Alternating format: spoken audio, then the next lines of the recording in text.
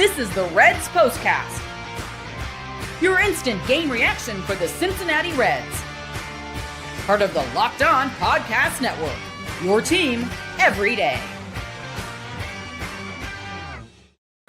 What's going on, Reds fans, and welcome to another edition of the Locked On Reds POSTCAST, brought to you by Locked On Reds and the Locked On Podcast Network, your team every day. I'm Tim Daniel. I am a lifelong Reds fan, and I've been podcasting about this team for 5 years at publications such as Late Night Reds and The Riverfront.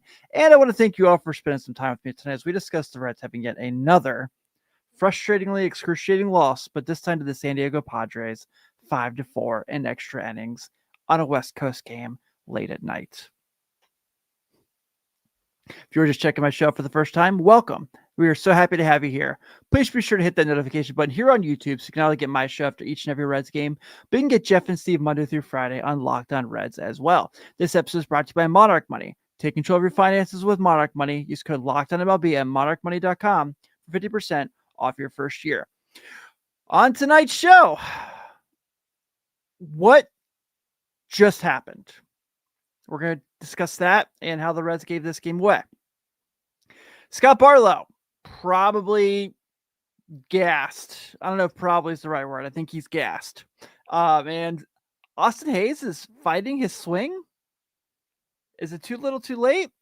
Guess we'll talk about that and a little bit more. And of course, I'm going to hear from you, our everydayers, as well. Let's get right to it, shall we? This is what you'll be talking about. 3-0 lead. Must-win game on the road. West Coast road trip. Nick Lodolo goes an excellent 5 shutout innings. You think, all right, cool. I like our chances here. Nope. Just the Reds being the Reds. And it was not fun at all.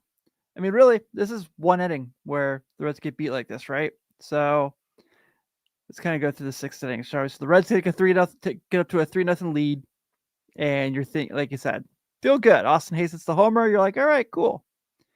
And then from there, Fernando Tatis gets a single. He steals second on a pitch out. Yeah, I don't want to hear any more about Trevino should be playing over Tyler Stevenson. Jose Trevino does not control the base running. The base running controls Jose Trevino. You get Manny Machado to strike out after Luis Arias lines out. You got 2 outs. You're like, all right, cool. Like our chances here. Gavin Sheets doubles. First, second double of the game. Brings in Fernando Tatis. You walk Laureano. And you're like, oh boy. Jackson Merrill, 2 outs, 2 strikes. 1 strike away from getting out of the inning. Triples. Brings in 2 runs.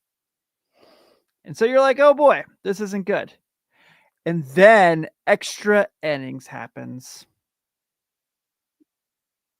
Where Matt McLain, it's guaranteed that, who was it, Furman's going to bunt? It was absolutely guaranteed that he was going to bunt there. And Matt McLain, covering first base, drops the ball.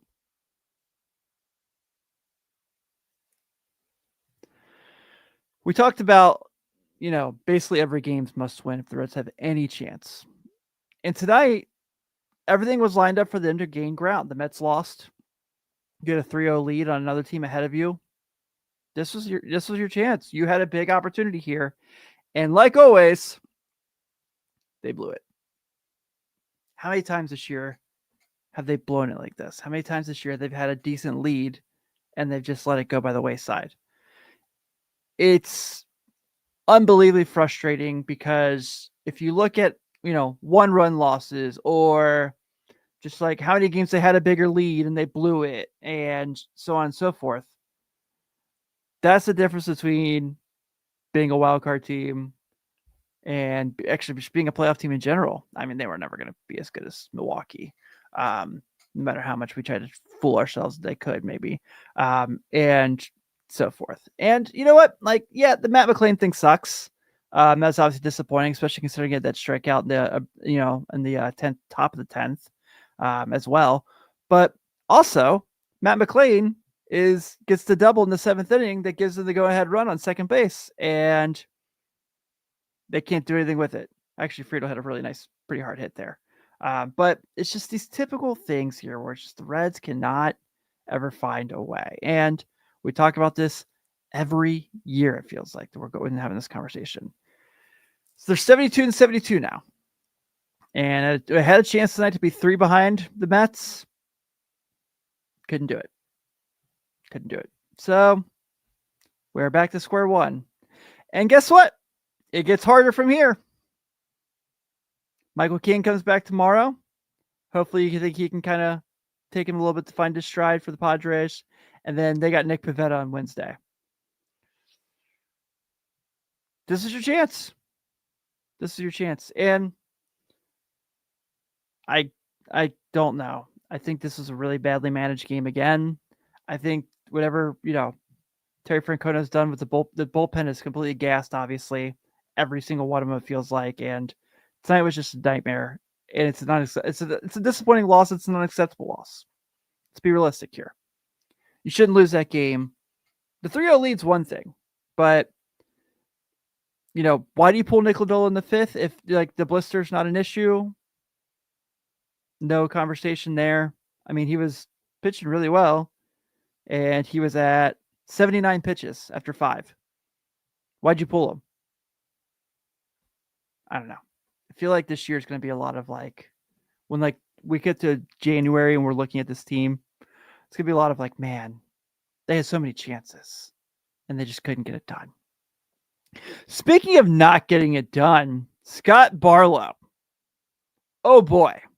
We're going to deep dive into Scott Barlow numbers, which no one should probably ever do. We'll get to that and more right after this. Most people can't name all their financial accounts or even what they're worth, whether it's 401ks, properties, or investments. And when you don't have the full picture, you can end up leaving money on the table. That's why there's Monarch Money. It's an all-in-one personal finance tool that brings your entire financial life together in one clean, easy-to-use interface on your laptop or your phone. Monarch Money is built for people with busy lives. If you've put off organizing your finances, Monarch is for you. Monarch does the heavy lifting for you. You can link all your accounts in minutes, see clear data visuals, get smart categorization of your spending, and finally feel in control of your money without ever touching a spreadsheet. You can identify that you aren't saving as much as you thought. Monarch helps you notice an insufficient investment allocation and discover forgotten 401ks from past jobs. Maximizing investments, increasing your savings rate, easily reviewing finances for your partner and/or financial advisor, keeping a clear view of your financial health week to week and long term. Don't let financial opportunities slip through the cracks. Use code LOCKEDONMLB at monarchmoney.com in your browser for half off your first year. That's 50% off your first year at monarchmoney.com with code LOCKEDONMLB. This episode is brought to you by Zippix Toothpicks. Whether you're looking for nicotine satisfaction or an energy boost, Zippix has you covered with their nicotine and caffeine-infused toothpicks. For nicotine users, Zippix provides a discreet way to satisfy cravings and the hand-to-mouth habit without vaping or smoking. Zippix can be a helpful tool as long as you work to reduce your dependence on vaping. Available in 6 great flavors with 2 milligram and 3 milligram nicotine options. And if you need energy without the crash, their caffeine toothpicks are a game changer. I love using Zippix for West Coast road trips. Here on the East Coast, these 9:40 start times get to me. That caffeine toothpick before big meetings, long drives, and late night baseball games. They give me the energy without the jitters and the flavors like peppermint watermelon for look nice, actually taste great. Go to zippixtoothpicks.com. Use code LOCKEDON for 10% off your first order. Must be 21 or older to order. Warning: nicotine is an addictive chemical. That's zippixtoothpicks.com. Promo code LOCKEDON. Sip more, smoke less with Zippix Toothpicks.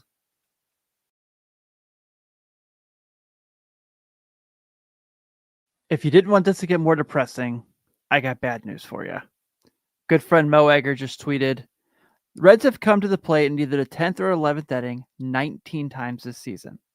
They have failed to score in 14 of those 19 innings. That seems very high given that they've started each one of those innings with a magic runner in scoring position.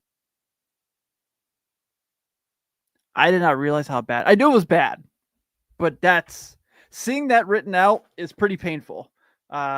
And just another typical thing that I can't believe they can't figure this out, but whatever. Let's get to the turning point. Time to reveal where the game was won or lost. It's the turning point. The Padres fans like to call it Merrill Madness, and tonight Jackson Merrill had major madness in favor of the San Diego Padres with his triple that tied the game up because you basically knew that this was not going to get us anywhere at all. All right, Scott Barlow tonight. Whew. Was that bad or was that bad? What do you mean talk baseball? I'm talking baseball. That's kind of my job. But all right, Scott Barlow. So, well, that also is my job, is to read ads, but that's what I get paid to do. So sorry. I know it's disappointing. I don't like doing them all the time much either, but I like letting my kid go to school. So Scott Barlow's last 7 games have been a total nightmare. 0-1 with 11.37 ERA. Scott Barlow's last 15 games have also been a nightmare. 1 win, 3 losses, and 6.23 ERA in 15 games in 13 innings. Gast doesn't even describe it at this point. A 237 whip in his last 7. And one of those is the fact that he's an opener in the game. So that was pretty bad. And one of those is also the fact that he had games like today where he goes through and he has to go and try to figure things out. It's just really bad. I get it. And I like Scott Barlow. I think Scott Barlow's been pretty good for the Reds' big picture overall. But they need another option. And the fact that here's the difference between the Padres and the Reds, and this is what really jumps out the most, is they're out there throwing Mason Miller out there. They got Mason Miller at the trade deadline. The Padres, as we know, loaded up at the trade deadline. And I've mentioned a million times, we all know I like the Reds deadline moves. Zach Littell I'm liking less and less. But the Padres went all out to improve their roster at the trade deadline. And you see it all the time. And you saw it today. You saw it in this game particularly. They bring Mason Miller in the 8th inning to just kind of patch it together, and he dominates the Reds. And the Reds are out there throwing Scott Barlow out there and Brent Suter, who has also struggled quite a bit of late. So this is really bad. Really, really bad. Brent Suter's really struggled of late as well. And I get it. Most of those are the fact that those guys were big-time pitchers in the bullpen game. So rough days for those guys. I do want to make sure I give some love to Connor Phillips. That was by far the best I've ever seen him look. And kind of perks your ears about maybe being a bullpen guy for next season, if he can keep that up. But that outing was awesome from him. Tony Santillan does Tony Santillan things. Emilio Pagan is a really good 9th. And Nick Martinez cannot get anything done there as well. So obviously frustrating on that end for the bullpen. But realistically, maybe you just don't pull Nick Lodolo after the 5th.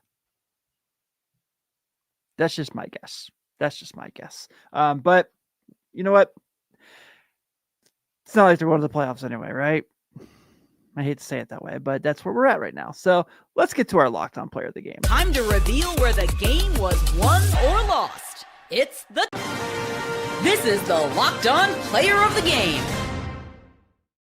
All right. Well, obviously that I'm also working on the Reds style as well of just not being able to get things in order because it's late at night.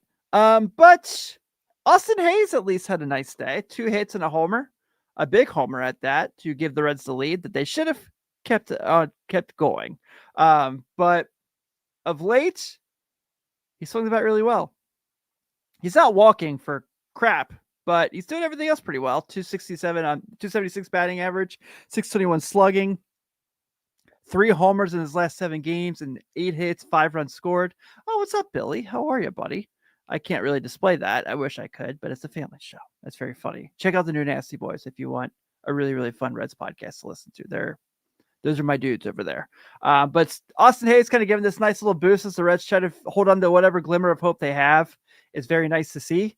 I don't know if it's going to matter much in the long run, but obviously seeing him get that homer today, and like I said, the fact that his power is kind of coming back going again. We're seeing him being smiling around the third baseline, so like to see that at least while he's in a Reds uniform.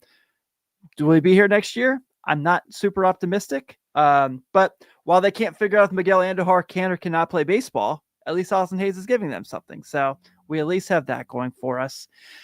And overall, I don't think the offense was too bad today. Right? Like, let's see. 7 hits. They did it again. 1 for 7 with runners in scoring position. Going into August, the Reds were 9th in the league in baseball with runners in scoring position as far as batting average goes. I haven't looked since then, I'm scared to look since then, to be honest with you, because it's obviously been a nightmare the last couple months. But this is where we're at now. I don't know how to kind of handle this. I can't believe that we're talking about a team that's 500 right now. It's pretty brutal. But the Reds are losers tonight in San Diego, 4-3 in extra innings. The Padres have 4 runs on 6 hits and no errors. The Reds have 3 runs on 7 hits and 1 error. Your winning pitcher tonight is old friend Wandy Peralta. He's now 6-1 on the year. Nick Martinez gets his 12th loss of the season. He is now 10-12. And we are back at it tomorrow night at 9:40 again as Zach Littell comes to the hill for the Reds. He is 9-8 with a 3.81 ERA. He'll be going against the returning Michael King, who is 4-2 with a 2.81. First pitch is at 9:40, so you'll probably see me here around the same time again as well. Everyone, thanks so much for spending some time with me late tonight. I'm Tim Daniel. Have a great evening, and hopefully tomorrow's a better night for the Redlegs.